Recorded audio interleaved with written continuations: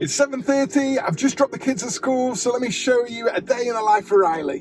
When I first started in ministry, a lot of my world revolved around music and pursuing a record deal. And several years in, an opportunity arose to take another path, but I had to lay down the dream of being a musician in order to become a missionary who makes missionaries. Ironically, I was in a band at the time called Our Empire, but wrestling with whether to continue to pursue music or mission, I realised therein lay a far more profound question: our empire or his kingdom? My day started with a meeting with our Praise Movement Global team to study a passage from Isaiah together, and next I headed into the Praise studio.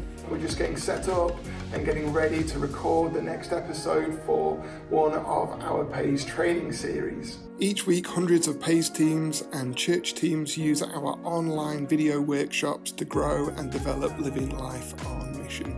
Once I got done filming, I made a quick cup of tea and headed back to my desk to prep for some upcoming preachers and training for churches who want to mobilise their congregations in everyday evangelism through our Because You're Loved campaigns.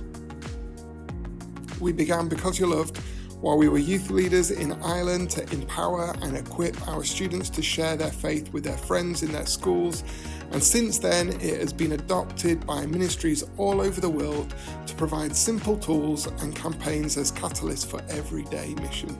Next up, I'm heading next door to meet with our North American leaders. Each month I meet with leaders from around 25 nations to equip and resource their training departments so that they can provide the opportunity for hundreds and thousands of students to hear and respond to the gospel and be discipled to do what Jesus did through our youth academy. A couple more calls with our founder, another with our African regional director, and another with one of our European directors before heading home for the weekend. This weekend, 2 out of 3 of the boys have an orchestra event tonight, and another has a drone state competition tomorrow, so there is always something to keep me out of trouble.